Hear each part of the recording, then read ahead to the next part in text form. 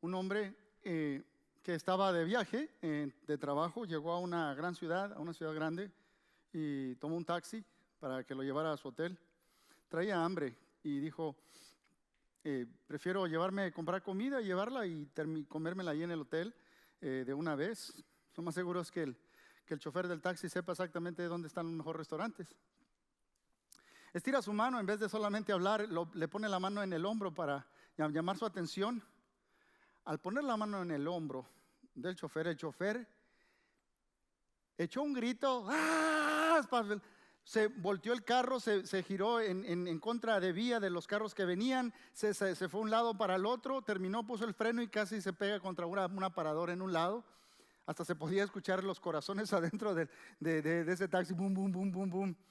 Y le dice el señor al taxista, perdóname, no quise sorprenderte o asustarte. Y dice, no, dice, la culpa no es tuya. La culpa es que este es mi primer día como chofer de taxi. Por los últimos 20 años he sido chofer de carrozas. Todos entendemos que cuando lo que está muerto se queda muerto, ¿no es cierto? Eso es lo que vamos a considerar esta mañana, porque estamos en una serie titulada Cuestionando a Jesús. Dijimos que muchos de nosotros cuestionamos a Jesús. No cuestionamos tanto si Jesús existe o no, o si Dios existe o no, sino si tiene la razón Dios o no. Eso es lo que nos compete. Dijimos que muchas personas cuestionan a Jesús con malas intenciones. Hemos visto en las lecciones pasadas, pero muchas personas cuestionaron a Jesús sinceramente porque creían que Él estaba equivocado. Creían que Él estaba equivocado sinceramente. Algunas de esas personas pensaron que Jesús estaba mortalmente equivocado sobre la muerte. Y eso es lo que vamos a hablar hoy. Un poco sobre la muerte. Porque es importante que lo hagamos. Dice Eclesiastés capítulo 7, verso 2. Más vale ir a un entierro que a una fiesta, pues nos hace bien recordar que algún día moriremos. Nos hace bien pensar sobre la muerte. Y eso es lo que quiero que hagamos. Y muchas veces nosotros tratamos de evitar pensar sobre la muerte, pero todo este año pasado, cada vez que veíamos las noticias o los encabezados de las noticias, la vida tiene una forma de recordarnos continuamente que la muerte es una realidad. Y por más que no queramos pensar en eso, se nos pone al frente continuamente. Y esto nos lleva, mis hermanos, a un hombre que tuvo que decidir a quién iba a cuestionar. Así que quiero que vayan a Marcos capítulo 5 conmigo y vamos a leer los versículos 21 al 23. Después de que Jesús regresó en la barca al otro lado del lago, se reunió alrededor de él una gran multitud, por lo que él se quedó en la orilla. Llegó entonces uno de los jefes de la sinagoga llamado Jairo. Al ver a Jesús, se arrojó a sus pies, suplicándole con insistencia: mi hijita se está muriendo, ven y pon tus manos sobre ella para que se sane y viva. Para este entonces, en la vida de Jesús, en la vida del ministerio de Jesús, han pasado muchas cosas. A Jesús ya no lo dejan predicar en las sinagogas. Los líderes religiosos de su tiempo, para este entonces en su ministerio, ya han sido antagónicos contra él, están en contra de él y ya no lo dejan usar la sinagoga como una plataforma para predicar el evangelio. Le han dado la espalda a los líderes religiosos. Pero Jairo, mis hermanos, tiene un problema muy grande. Y para él, ser padre es más importante que ser un anciano o una persona respetada en la comunidad. Él tiene una hijita que se está muriendo. Y él está en ese punto, mis hermanos, de solo Jesús. Solo Jesús. Muchos de nosotros hemos estado en una situación que decimos: solo Dios. Si Dios no hace algo, esto se acabó, esto se hunde, esto se viene abajo, esto se destruye. Solo Jesús. Pero él no solo está pensando solo Jesús, él está pensando solo si Jesús llega a donde está mi hija antes de que ella muera. Solo si Jesús llega hasta mi casa primero, antes de que la muerte llegue a mi casa. Y esa es la situación en la que se encuentra, porque él está operando, él está viviendo bajo la suposición. Él operó asumiendo que la muerte tiene la última palabra.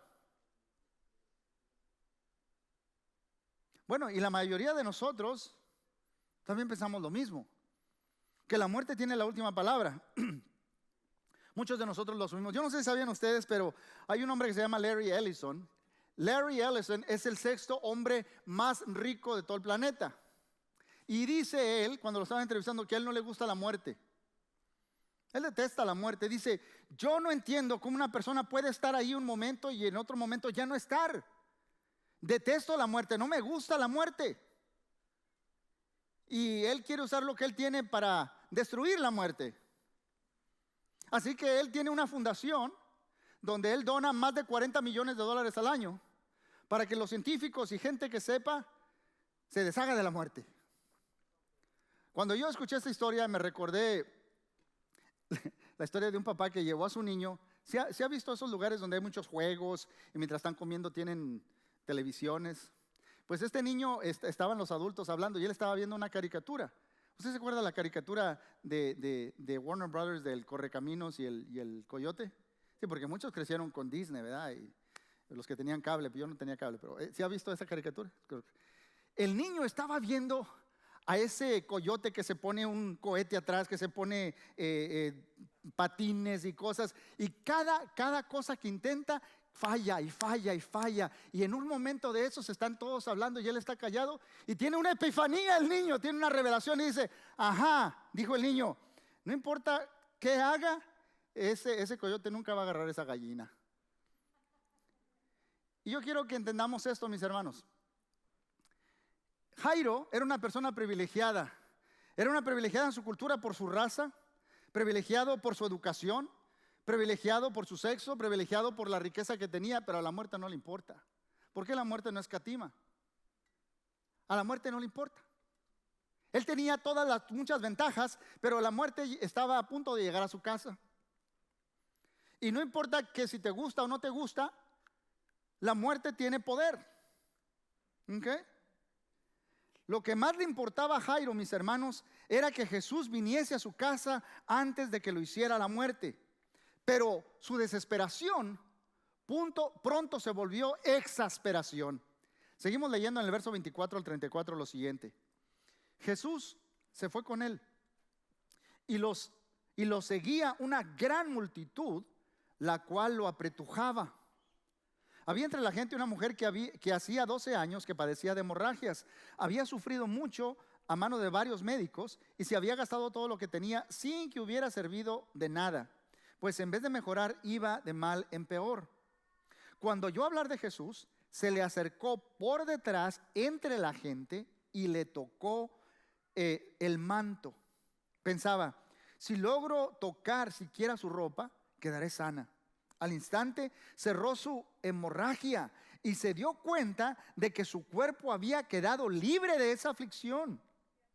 Al momento, también Jesús se dio cuenta de que de él había salido poder. Así que se volvió hacia la gente y preguntó, ¿quién me ha tocado la ropa?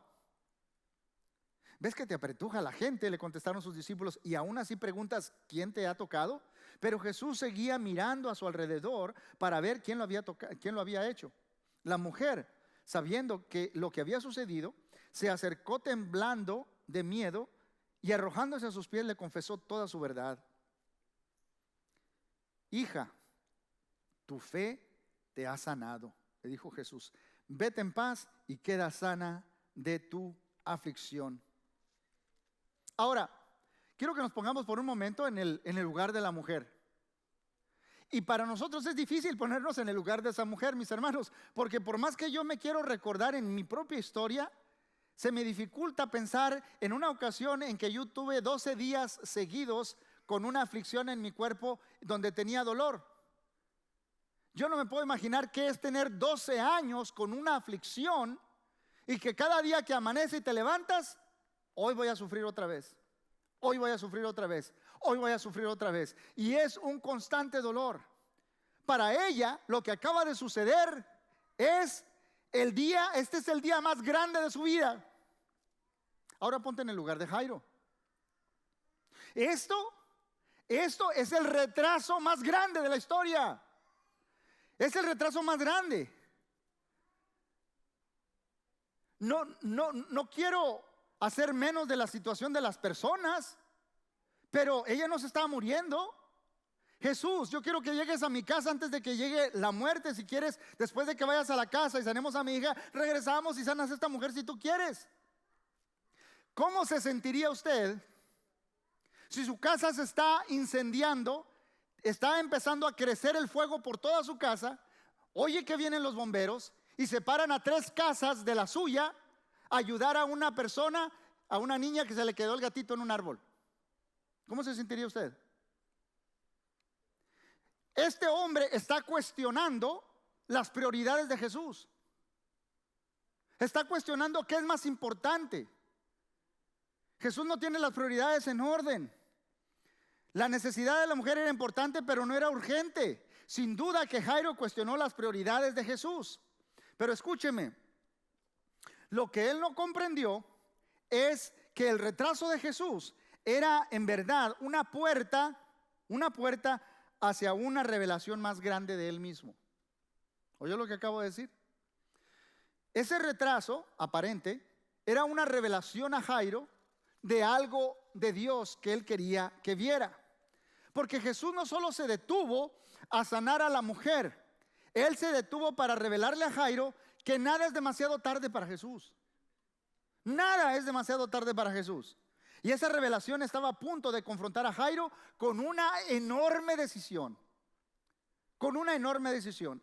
Él acaba de atestiguar algo poderoso, pero dice, vamos tarde. Ahora escuche lo que sigue. Versos 35 a 36.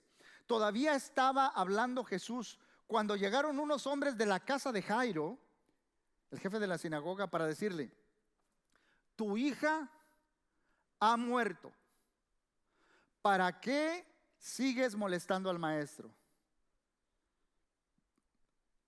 Sin hacer caso de la noticia, Jesús le dijo al jefe de la sinagoga, no tengas miedo, cree nada más.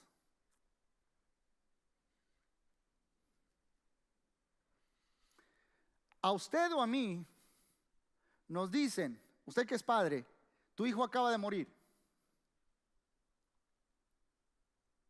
Esa es una voz que escuchas. Luego, Jesús te está diciendo, no tengas miedo, cree solamente. Cree solamente. No tener miedo, ¿cómo no tener miedo? ¿Cómo podría ignorar lo que acababa de atestiguar? Él acaba de atestiguar el poder de alguien, pero también le ha llegado un mensaje que es verdad. Su hija ha muerto. Jairo tenía que tomar una decisión. ¿A quién le voy a creer?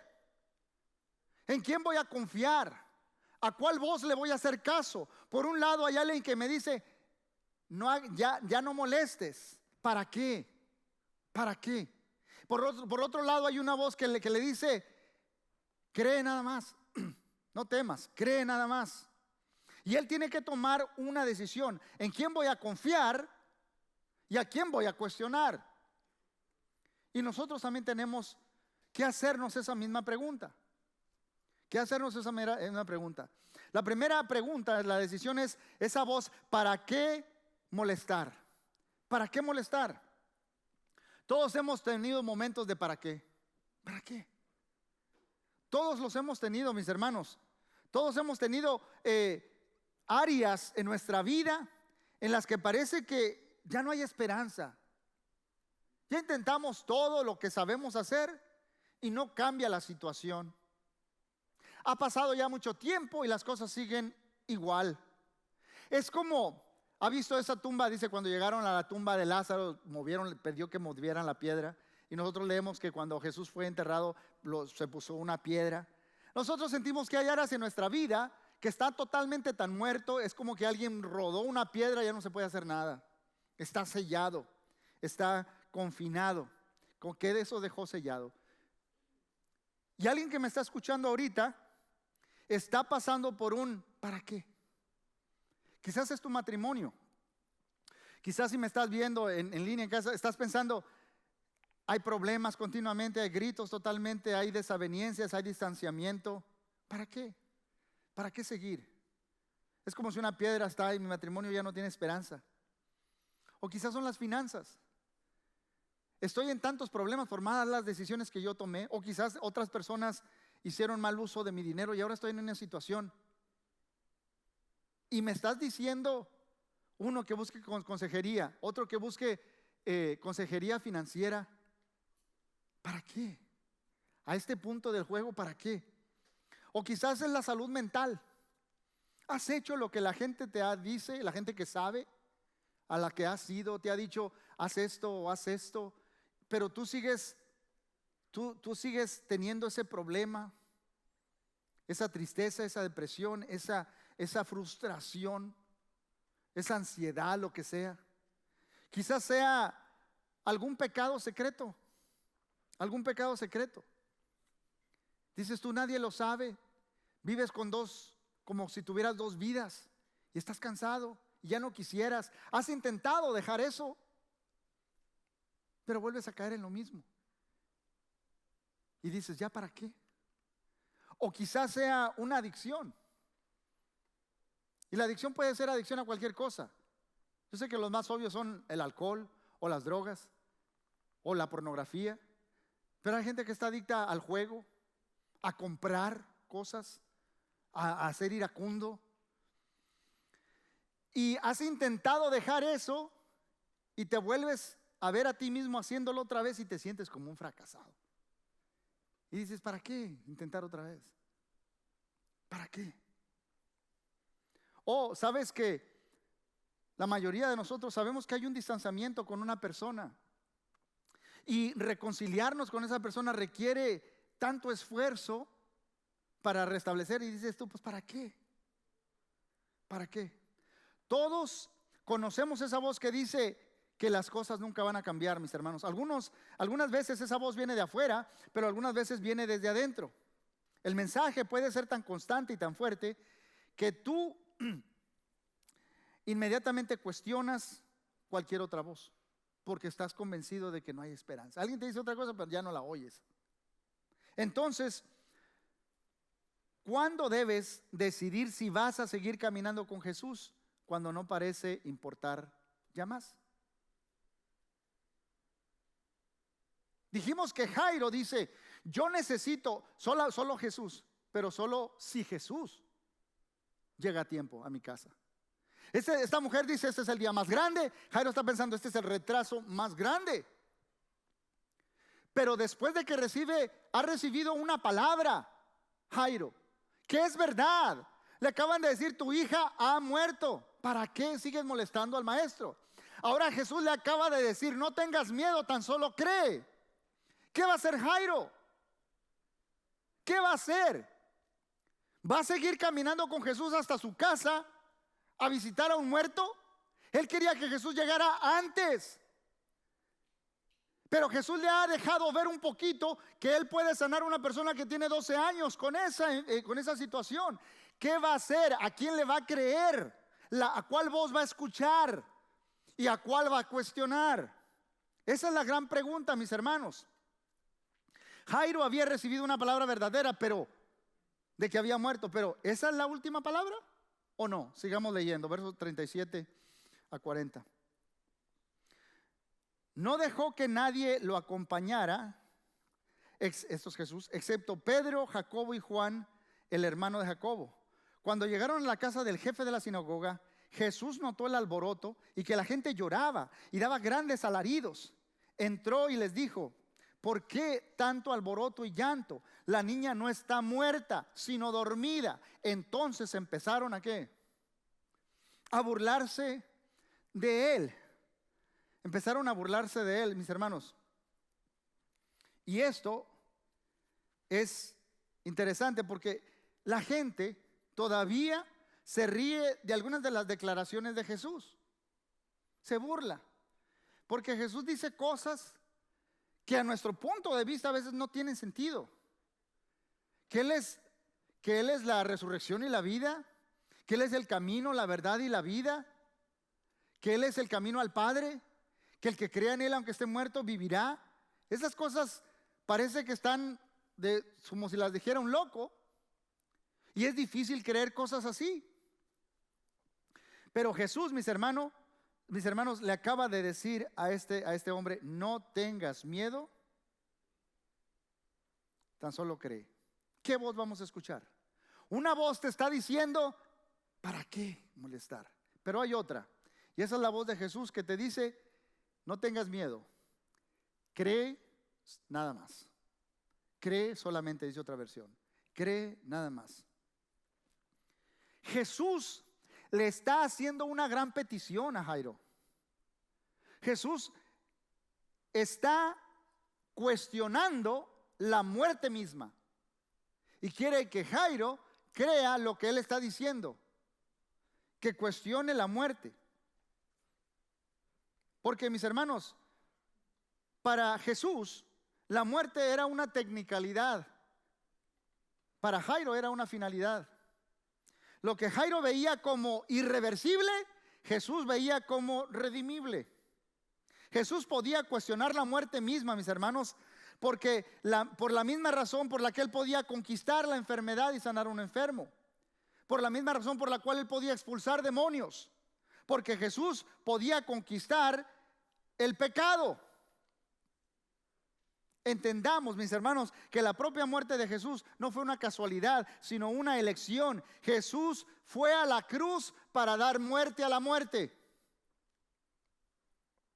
¿Me están escuchando esta mañana? Porque voy a empezar a predicar. ¿Están listos? ¿Ok? Hay una relación entre el pecado y la muerte, mis hermanos. Es como si nosotros estamos al final del río, allá en el delta, rodeados de enfermedad, de gente que está poseída o que está oprimida o que está pasando problemas o circunstancias, y todo alrededor de nosotros hay muerte. Vivimos en un mundo caído donde hay muerte. Jesús dice: yo puedo sanar, yo puedo hacer todo esto, pero yo voy a ir eventualmente a la fuente de donde empieza todo este río y voy a solucionar el problema de una vez por siempre. La paga del pecado es la muerte. Muerte quiere decir separación. Yo le digo, cuando alguien se murió, es que está muerto. A veces estoy hablando con la persona, le digo: ve esta ramita, que esta planta, ¿qué pasa si yo le corto esa rama? ¿Qué le pasa a esa rama? Dice: pues se seca. ¿Por qué? Porque ya no está conectada al árbol. Ya no le llega la savia ni los nutrientes. Separado se produce muerte. Jesús dijo: apartados de mí nada pueden hacer. El pecado produce una separación o la muerte. Cuando el primer hombre y la primera mujer pecaron, se separaron de Dios, y por eso viene la muerte. La muerte es una separación. Tú y yo no nos hicimos a nosotros mismos. No somos la fuente de vida. No tenemos vida de nosotros mismos. La fuente es Dios. Dios es vida. Y cuando nosotros pecamos, nos separamos de Dios y viene la muerte. Pero Jesús no cometió ningún pecado, dice el escritor a los Hebreos, y Él fue crucificado. Yo le digo a los niños, cuando les estoy explicando el evangelio a la gente, le digo: si A es igual a B y B es igual a C, entonces A es igual a C. Si dijimos que dice Romanos 6:33, la paga del pecado es la muerte, y usted me acaba de decir que Jesús no cometió ningún pecado, entonces Jesús no debió morir. Claro que no, pero acabamos de leer que Jesús murió. Entonces, ¿por qué murió? Pues ahí dice: por nuestros pecados. Él no estaba en esa cruz por algo que Él había hecho. Él está muriendo por lo que todos nosotros hemos hecho. Un solo sacrificio por todos. Porque dice la Biblia que por un hombre entró la muerte al mundo. Por un hombre entró la muerte al mundo. Pero dice Romanos 4:25: Dios entregó a Jesús para que muriera por nuestros pecados y lo resucitó para que fuésemos declarados inocentes. Esto es maravilloso, mis hermanos. Ahora, por Cristo, todos los que creen en Él, la muerte no los puede afectar, porque Jesús ya se encargó del problema del pecado y ya no estamos separados. La sangre de Cristo nos limpia y estamos conectados a la fuente de vida otra vez, y el Espíritu Santo de Dios viene a morar en nosotros y nos da vida y verdadera vida. Y el que vive y el que cree en mí, aunque esté muerto, vivirá y no morirá eternamente. Entonces, mis hermanos, eso es el poder del evangelio. En otras palabras, lo que le estoy diciendo es que el marcador, como hay en un partido de béisbol, de fútbol, el marcador ya no dice la muerte tiene un récord perfecto.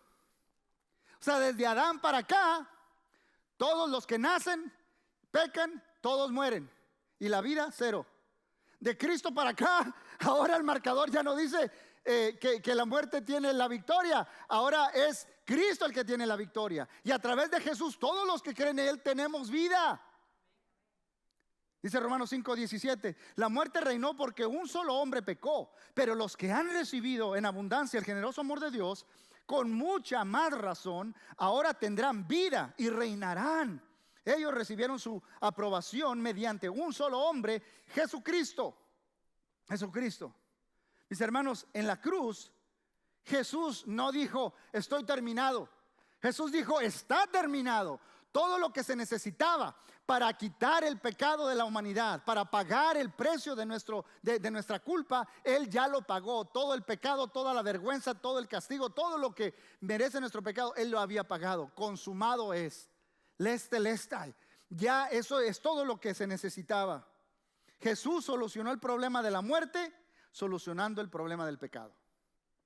Y mis hermanos, ahora la muerte debe callarse. Ahora la muerte hace lo que Jesús dice.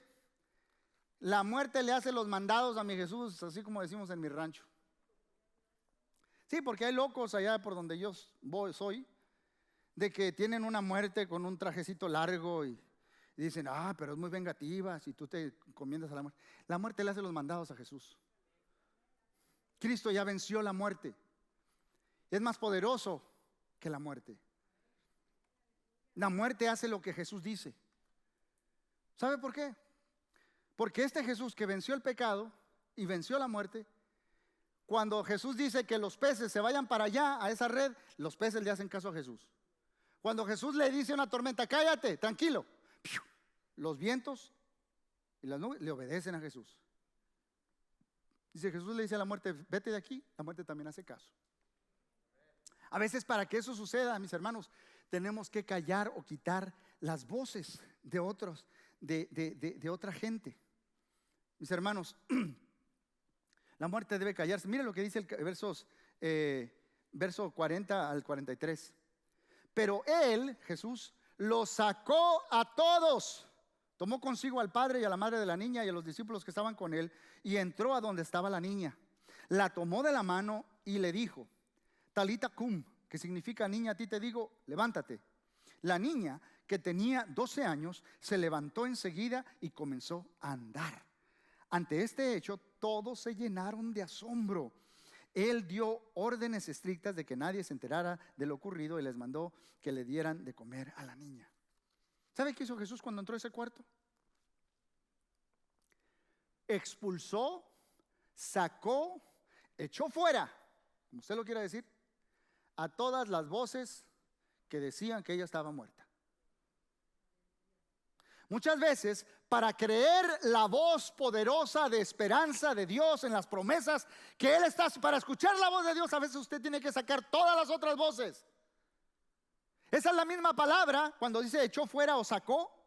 Es la misma palabra que se usa en griego cuando dice que Jesús echó fuera a los demonios. Jesús no se ponía a dialogar con el demonio. Él les daba órdenes. Fuera de aquí, fuera de aquí. Sáquense, fuera, fuera. Todos los que crean, que no crean, que se vayan de aquí. La muerte ya no tiene la última palabra. Y eso es lo primero que el mundo necesita escuchar, mis hermanos. Uno de mis apologetas favoritos es John Lennox. Tiene una forma de hablar muy interesante. Es maestro de matemáticas en Oxford, en la Universidad de Oxford. Un hombre gordito, peloncito.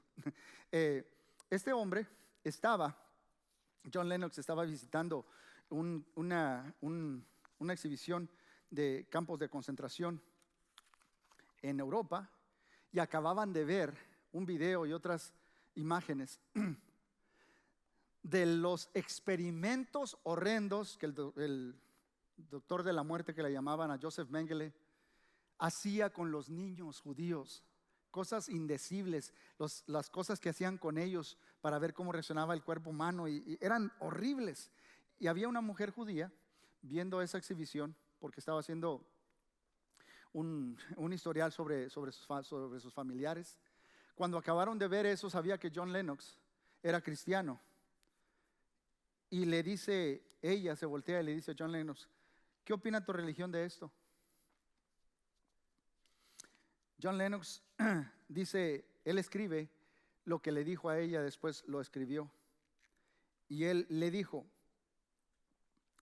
no me gustaría insultar la memoria de tus padres dándote una respuesta simple a tu pregunta. No tengo una respuesta fácil, pero lo que tengo es esto. Al menos para mí es una puerta para darte una respuesta. ¿Cuál es?, dijo ella. Dice John Lennox: yo le dije, tú sabes que yo soy cristiano. Esto significa que Yeshua, el Mesías, también creo que Él fue Dios encarnado, que vino a este mundo para salvarnos, que es lo que el nombre Yeshua significa, Salvador. Ahora, creo que esto para ti, es aún más difícil aceptar. Sin embargo, solamente piensa en esta pregunta: si Yeshua fue realmente Dios, como yo creo que era, ¿qué estaba haciendo en una cruz? ¿Podría ser que Dios comenzó aquí y nos encontró con corazones quebrantados, demostrando que no se mantuvo distante del sufrimiento humano, sino que al contrario lo hizo parte de sí mismo? Para mí, este es el comienzo de la esperanza, y es una esperanza viva, la cual no puede ser aplastada por el enemigo, que es la muerte. La historia no termina con las tinieblas de la cruz. Yeshua conquistó la muerte, Él se levantó de los muertos, y un día, en el juicio final, evaluará todo con absoluta equidad, rectitud y misericordia. Ella se quedó en silencio, pero John Lennox vio que los ojos se le humectaban, y ella dijo con una voz suave pero firme: ¿por qué nadie me había dicho esto antes sobre mi Mesías? Mis hermanos, Jesús está hablando a alguien hoy y te está diciendo: cree solamente, cree. Hay muchas voces que ¿para qué? Pero Jesús está diciendo: cree solamente, cree solamente. Mis hermanos, dice Marcos que Jesús sacó a todos. Sacó a todos. Tú necesitas hacer lo mismo. Esta es la misma palabra que Él usó cuando sacó los demonios. Para estar lleno de esperanza, algunas veces tienes que vaciar el cuarto de otras voces. Deja de oír las voces de adentro, de afuera, que insisten que la piedra está allí puesta y que ya no se puede quitar, de que ya no hay esperanza, de que ya no sigas insistiendo, de que ya no molestes. Considera la muerte, la sepultura y la resurrección de Jesús. Considera los testimonios de aquellos que descubrieron que nunca es demasiado tarde para Jesús. No permitas, mi hermano, mi hermana, mi amigo, que las voces de un mundo caído ahoguen las promesas de un Salvador resucitado. Calla todas las voces que te están diciendo que ya no se puede hacer nada, porque hay un Dios que es más poderoso que todo eso. Porque quiero que te quedes con esta idea: Jesús tiene la última palabra, aún sobre la muerte. Aún sobre la muerte. Dice Juan capítulo 5, verso 28-29: no se sorprendan tanto, dice Jesús, ciertamente ya se acerca el tiempo en que todos los que están en las tumbas oirán la voz del Hijo de Dios y resucitarán. Los que hicieron el bien resucitarán para gozar de la vida eterna, y los que continúan en su maldad resucitarán para sufrir el juicio.